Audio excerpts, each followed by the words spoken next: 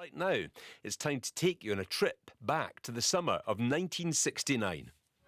On board were 1,400 passengers, 928 crew, and 8 dogs.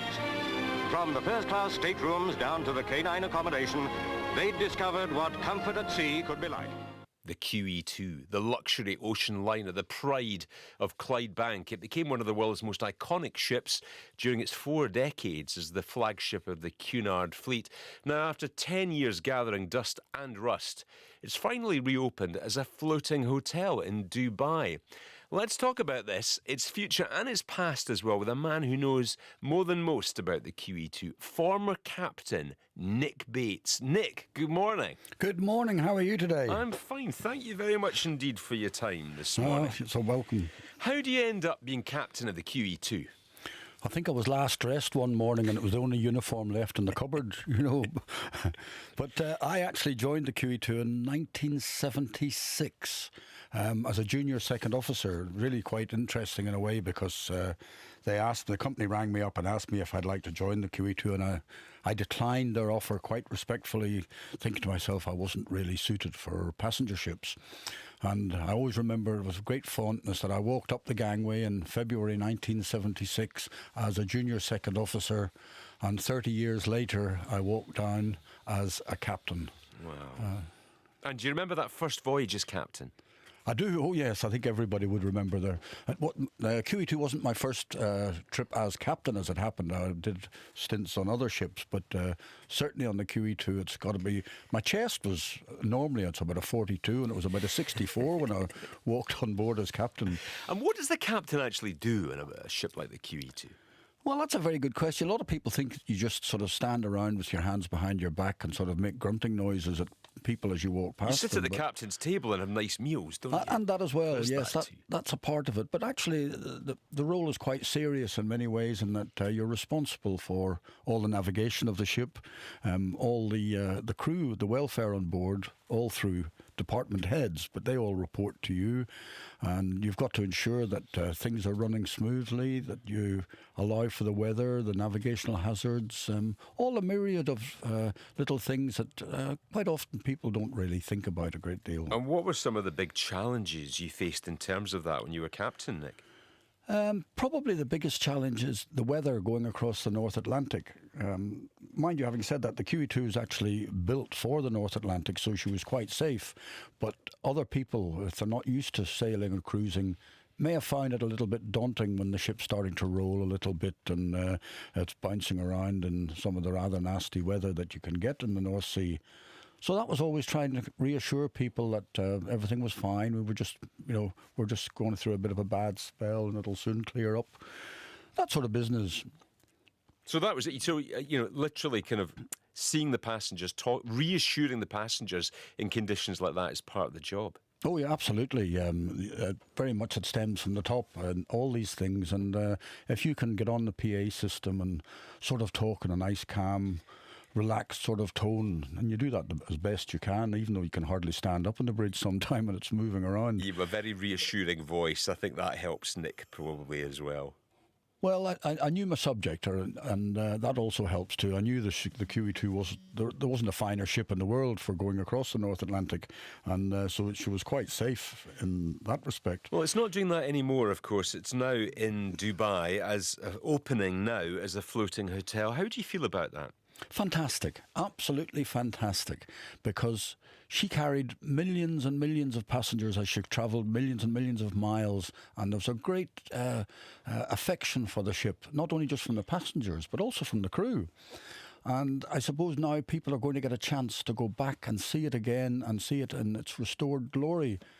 And funny enough, I was able to watch a couple of video clips on the Facebook this morning and yesterday, showing what the new ship looks like, and they've maintained the original pretty much as it is, which is lovely to see.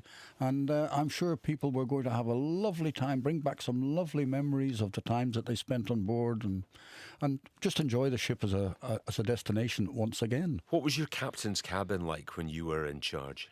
Do you know, I had a fantastic cabin. It was I should hope so. You're the captain. Well, yeah, it's probably they don't make cabins like that anymore nowadays because space and everything else. But there was lovely wooden panelled walls. Had a lovely sitting room with a little office desk on one side, a little pantry if you could make yourself a cup of tea. Had a lovely bedroom and a changing room, and it was all just really lovely. And just outside the door was another cabin which belonged to a chap that they called the Captain's Tiger, and he was like the captain's steward. And there was one lovely occasion when I wasn't captain, I was deputy captain at the time, and I was in talking to the captain, and the Captain's Tiger was in there playing his guitar and singing away and making a horrible racket. And the captain had enough of this, so he went out through the door and told this steward, in nautical terms, if he would mind being a bit quieter.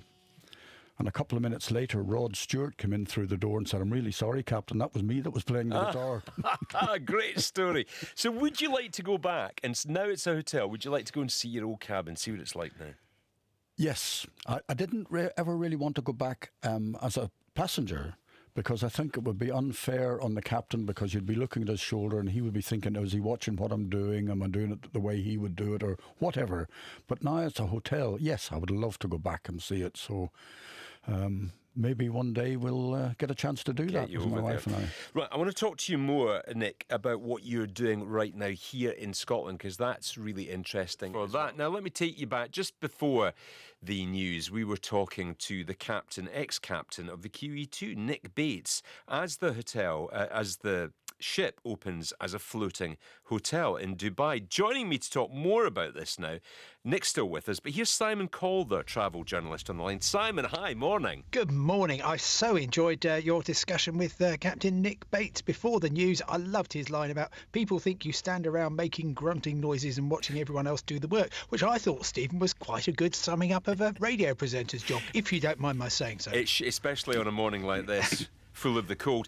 Simon, he's going to be heading there. Nick wants to go and see what they've done with his old place of work. Who else is going to be going to Dubai for this experience, though? It's so interesting. Now, do bear in mind that she sailed from Southampton 10 years ago to Dubai. She was going to be quickly spruced up and turned into a floating hotel, but she wasn't. And last time I was there, just over a year ago, she was looking pretty, well, you said gathering dust and rust, and that was exactly what she was doing in Port Rashid.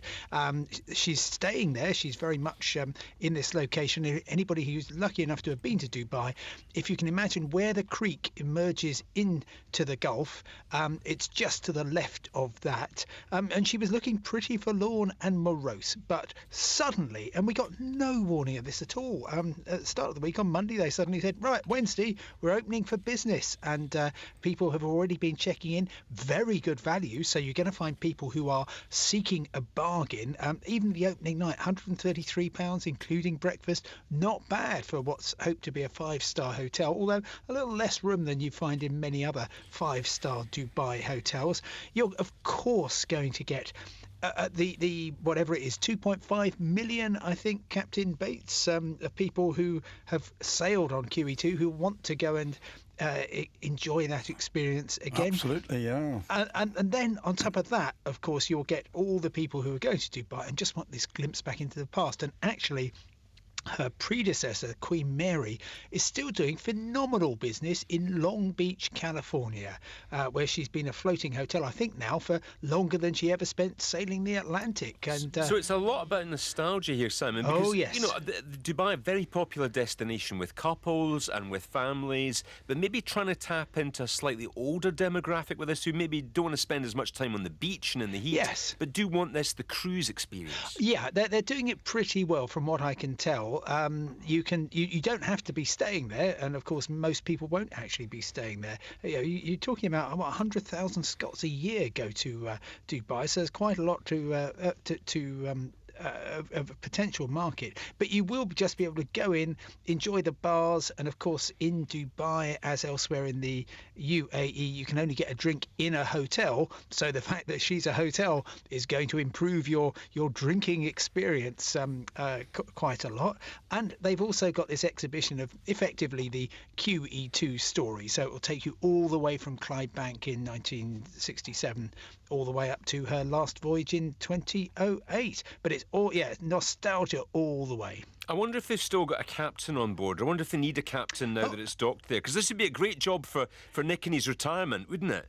Well, I believe there has to be officially, while she is still potentially seagoing, I think there has to be a master. And I believe there is one, but it's more of a kind of paper title. There's not much standing around making grunting noises that's needed when she's tied up. Although, I don't know what Captain Bates would think about this. I think a trick was missed in the sense that she is this fantastic global ambassador for Scotland. And had she been properly a floating hotel, she could have been at the Olympics in London in 2012 and then moved down to Rio in 2016. And wherever you suddenly get a surge in demand, you've got this fantastic creation of Clydebank there to welcome people on board. But better that she's in Dubai and open for business than being cut up for scrap, as so many transatlantic liners have been. Because she is different, isn't she? When you look at the QE2, Oh, if yes. you were going to draw a cruise liner, that's what you would draw, rather than these big boats that ply the Caribbean and out of Miami, which are just big kind of floating hotels now, aren't they? Well, I think big floating apartment blocks more than anything else, carrying over 6,000 passengers, so just about 4 times the number of passengers that typically the QE2 had. But she was out of time. If I can take you back to April 1969 when she first sailed the Atlantic, marvellous occasion. The month before, Concorde had made her first flight, and of course the two of them worked really well. Lots of people flew the Atlantic one way on Concorde and then sailed back on the QE2. But crucially, a month before that, February 1969, the Boeing 747 jumbo jet had flown for the first time, and effectively game over even before she set sail for New York.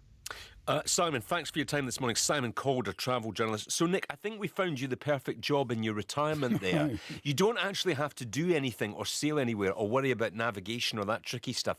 You just got to be there. Oh, I could walk around the ship quite happily with my hands behind my back, making so-called grunting noises at people. Yeah, a great job. What's your assistant called again? I could come and do that job. Oh, the staff captain or deputy captain? No, the one that played the guitar.